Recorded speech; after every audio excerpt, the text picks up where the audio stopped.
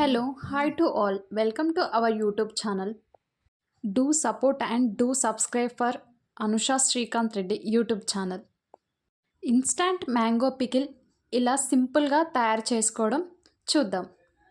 ఫైనల్గా mango pickle ఎలా వచ్చిందో కామెంట్లో పిన్ చేస్తాను, చూసేయండి. ఇన్స్టంట్ మ్యాంగో పికిల్ ప్రాసెస్ని అయితే చూసేద్దాం రండి. ముందుగా 2 మ్యాంగోస్ని తీసుకొని వాష్ చేసి వాటిని అయితే క్లీన్గా వాటర్ అనేది లేకుండా తుడుచుకోవాలి. తుడిచిన మ్యాంగోస్ని చిన్న చిన్న పీసెస్గా కట్ చేసుకోవాలి. కట్ చేసిన మ్యాంగోస్ని ఒక బౌల్లోకి తీసుకొని పక్కన పెట్టాలి. ఆ తరువాత ఒక చిన్న బౌల్ తీసుకొని అందులో కొద్దిగా మెంతులు, జీలకర్ర, ఆవాలు వేయించుకోవాలి. వీడియోలో చూపించినట్లుగా కొద్ది కలర్ వచ్చేంత వరకు దోరగా వేయించుకోవాలి. ఆ తరువాత చిన్న మిక్సీ జార్ తీసుకొని మనము వేయించుకున్నటువంటి జీలకర్ర, మెంతులు, ఆవాలని అందులో వేసుకోవాలి. మిక్సీలో వేసిన జీలకర్ర, మెంతు, ఆవాలని మెత్తగా పౌడర్ అనేది చేసుకోవాలి. ముందుగా మనం పక్కన పెట్టినటువంటి మ్యాంగో ముక్కలకి మనం పట్టిన జీలకర్ర, మెంతులు, ఆవాలు పౌడర్ని ముక్కలకి పట్టించుకోవాలి. ఆ తర్వాత మనకి తగినంత సాల్ట్ వేసుకోవాలి. అలాగే ముక్కలకి సరిపడినంత కారాన్ని వేసుకోవాలి. కొంచెం ఎక్కువగా వేసుకుంటే మంచిది, ఎందుకంటే కొద్దిగా మ్యాంగోస్ పుల్లగా ఉండటం వల్ల దానికి కొంచెం కారం ఎక్కువగా వేస్తే సరిపోతుంది.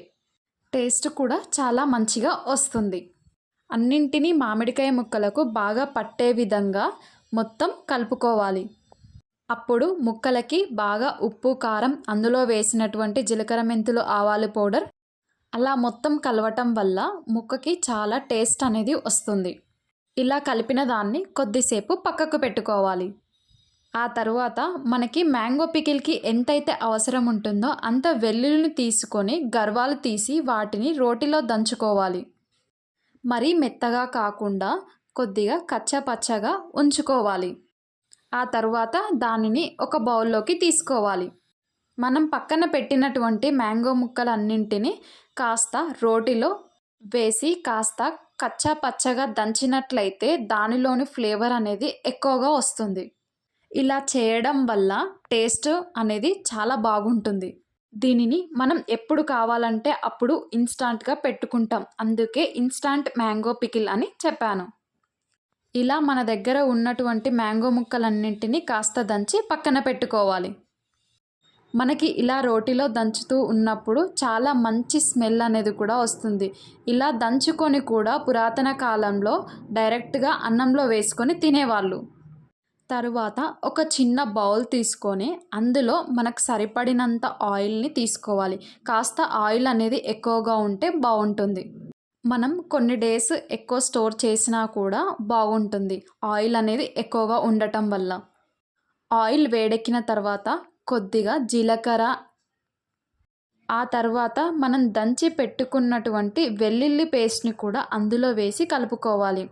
ఆ తర్వాత ఎంత అయితే మనకు పసుపు సరిపోతుందనుకుంటామో అంత పసుపును వేసి ఒక 1 మినిట్ అనేది ఉంచి ఆ తర్వాత మనం పక్కన పెట్టుకున్నటువంటి మ్యాంగో ముక్కలపై ఆయిల్ని వేసి బాగా కలుపుకోవాలి. బాగా కలుపుకోవడం వల్ల మనం వేసినటువంటి పోపు అనేది ముక్కలకి బాగా పడుతుంది. ఇలా నైట్ మొత్తం ఉంచి నెక్స్ట్ డే మార్నింగ్ కనుక మనం తిన్నట్లయితే చాలా టేస్టీగా అయితే ఉంటుంది. నెక్స్ట్ డే మార్నింగ్ కనుక మనం చూసినట్లయితే కాస్త ఆయిల్ అనేది ఎక్కువ వేయటం వల్ల పైకి అయితే బాగా తేలుతుంది. ఇలా ఆయిల్ ఉండటం వల్ల పచ్చడి అనేది నల్లగా మారకుండా ఉంటుంది.